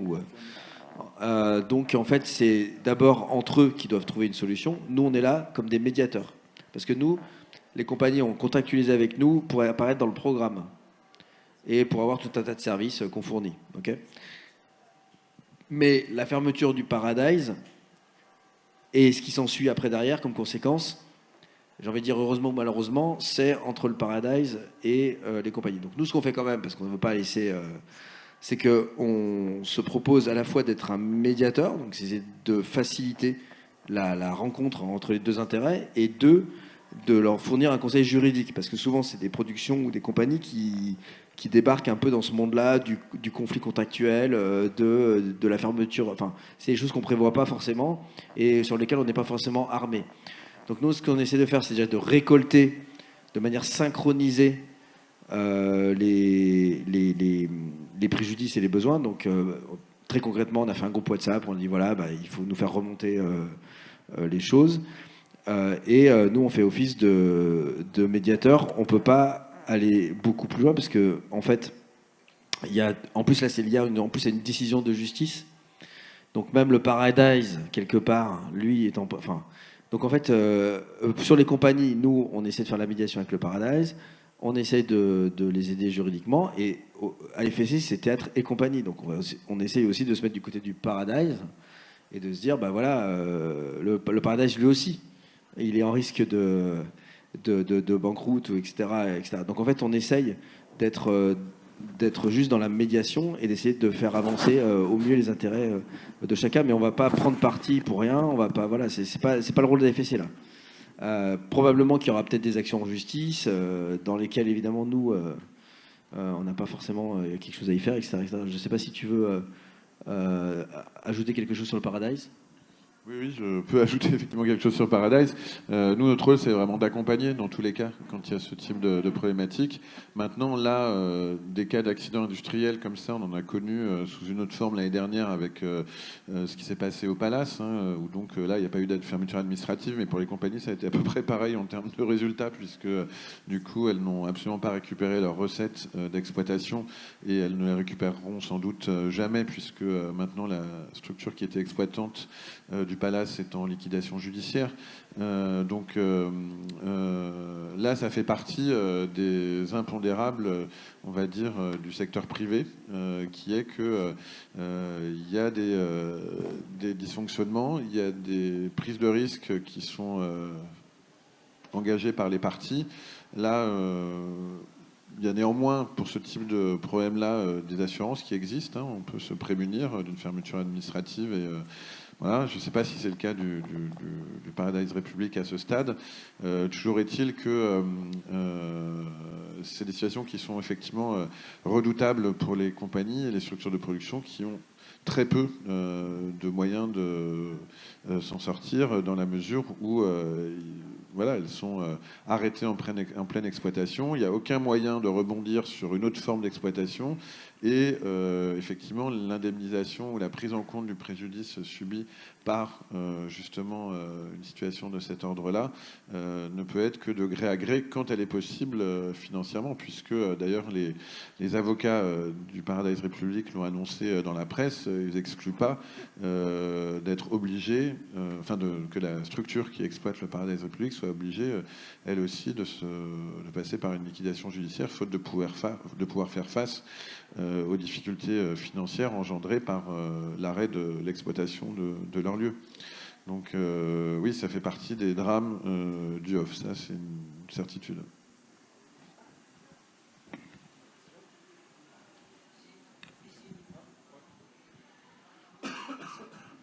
Oui, bonjour, Jean-Louis Chal de la Marseillaise. Je voudrais revenir sur la notion de ticket off. Je trouve que c'est une catastrophe. Parce que les gens maintenant réservent des mois à l'avance, réservent sur de grands spectacles, sur de grosses structures, des choses qu'ils n'ont pas pu avoir à l'année précédente, les spectacles qui sont là depuis 6-7 ans. Alors on parlait de création, là, excusez-moi, mais je souris. Et donc, ce qui fait que les pauvres petites compagnies qui, elles, sont dans la création, sont en train de tracter comme des malades, et on leur répond « Ah ben désolé, mais tout mon programme est fait ». Et ça, je trouve que c'est pas bien. Je trouve que c'est pas bien parce qu'en faisant ça, ben, vous donnez aux grosses structures un avantage absolument énorme, parce qu'évidemment, les gens sont bien contents de payer que 23 € un spectacle qu'à Paris, ils paieraient 65 €. Et en plus, ça ne sont pas des créations, puisque ce sont des choses qui ont été créées à Paris ou qui vont être créées à Paris et qui viennent en bord d'essai sur Avignon. Voilà, je pense que c'est pas bien, ticket off. Et de se réjouir que ça augmente, c'est encore pire. Voilà, c'est tout ce que j'avais à dire. C'est juste, Jean-Louis, si vous me permettez, que ça n'a pas grand-chose à voir avec Ticket Off. Les ventes à distance et les ventes en amont, elles sont faites, certes par Ticket Off, mais par de multiples autres revendeurs auxquels les compagnies ou les structures de production donnent des quotas de vente, sans parler des sites web des théâtres, qui sont le principal canal de vente de l'ensemble des tickets qui sont distribués sur le festival. Et donc, Ticket Off, c'est un revendeur parmi d'autres. On constate qu'il y a une augmentation, on ne s'en réjouit pas dans l'absolu, c'est une réalité avec laquelle on doit composer, puisqu'on propose un service.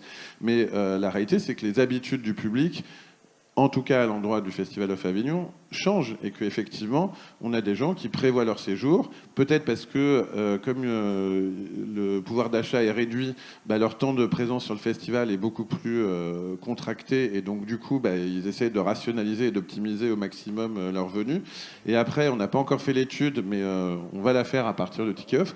Je ne peux pas assurer à 100% ce que je suis en train de dire, mais je ne suis pas du tout certain que la majorité des places vendues par Ticket Off sont exclusivement orientées sur les spectacles de reprise des gros succès parisiens, etc.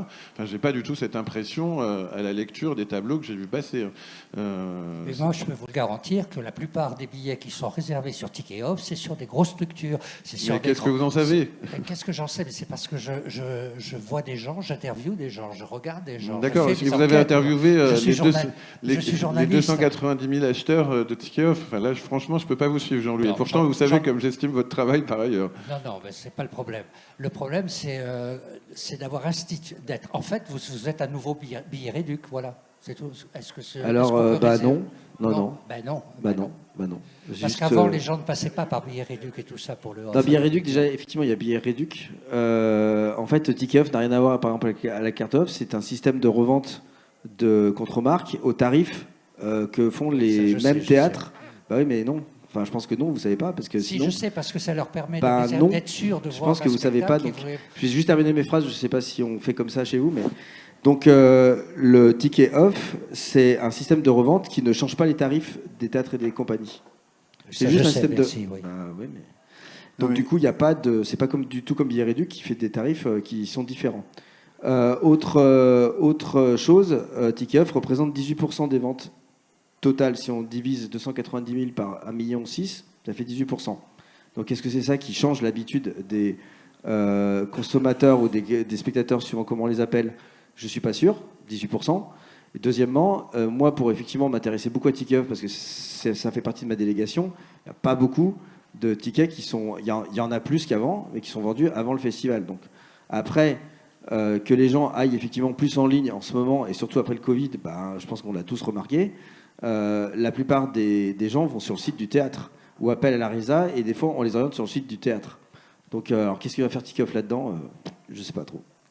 Non, mais on peut le regretter, quoi, mais c'est une évolution, quoi. C'est terrible. Hein. Moi, je suis de votre avis. Hein. Je le regrette aussi personnellement, mais que faire en face de ça?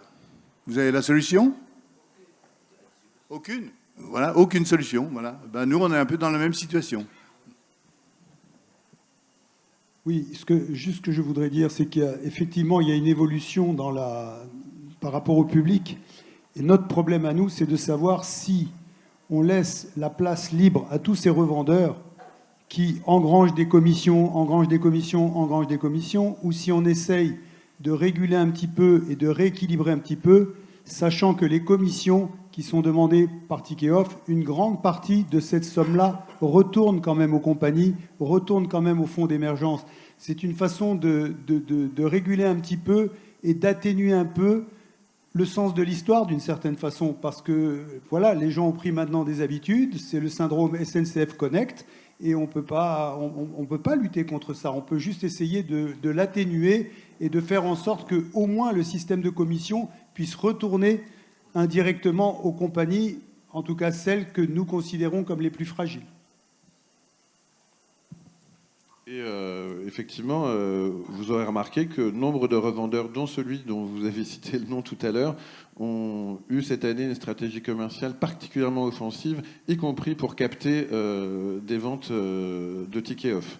Ouais, je vous laisse regarder sur les réseaux sociaux les campagnes qui ont été menées et vous pourrez voir qu'effectivement, sur un marché concurrentiel, le positionnement d'AFSC a été, et là pour le coup, c'est décidé bien avant notre mandat, tous les uns ici autour de la table, en créant ce dispositif, il y avait cette volonté effectivement vertueuse, je ne sais pas si c'est le mot, mais en tout cas d'équité vis-à-vis effectivement des structures de production pour que le produit de leur activité quelque part soit redistribué à celles qui en avaient le plus besoin. Pour terminer sur Ticket Off, nous contrairement par exemple à Biréduc, et c'est leur stratégie, ils en ont bien le droit. On ne fait pas les gens ne contractualisent pas pour faire de la pub, pour être mis en tête de gondole ou pour être mis en avant. Quand vous appuyez sur le programme, il n'y a aucun algorithme. Quand vous appuyez sur le programme et que vous dites rien, vous appuyez sur le programme, en fait, la distribution des spectacles, elle est aléatoire et elle change tout le temps pour justement éviter qu'il y ait un quelconque spectacle qui soit plus mis en avant que d'autres. Donc ça aussi, c'est une éthique qu'on essaie d'avoir.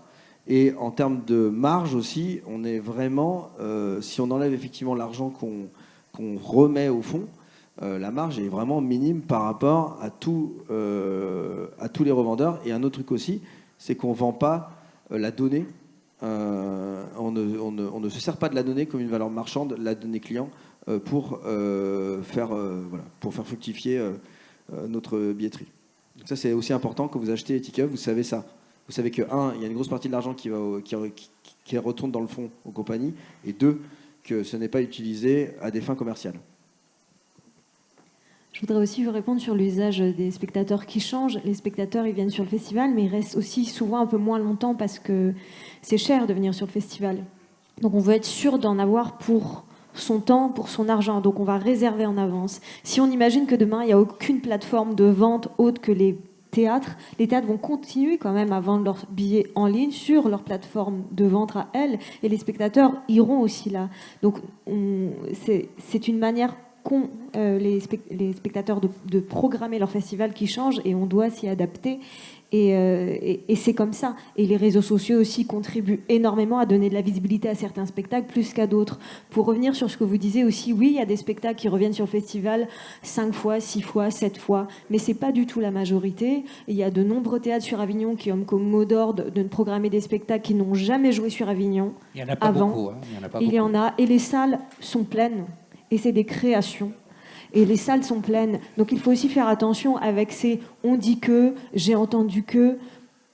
Et faisons attention à ne pas véhiculer non plus une idée qui n'est pas complètement fidèle. Il y a beaucoup de créations, il y a aussi des reprises, il en faut pour tout le monde. Et si aussi sur le festival, certains peuvent aller voir des spectacles qui ont fait des cartons à Paris, où les places étaient peut-être à 40 balles et ici ils vont pouvoir payer 15-20 euros, et bien pourquoi pas, parce que peut-être que les personnes qui viennent sur le Festival d'Avignon n'ont pas eu la possibilité d'aller voir ces spectacles à Paris, mais on n'est pas là pour se diviser et de se taper les uns sur les autres, c'est ainsi, et c'est injuste parce qu'il y a des jeunes créations qui remplissent mal, c'est injuste, mais malheureusement c'est ainsi, et on essaye nous de faire au mieux pour que les compagnies s'y retrouvent au maximum.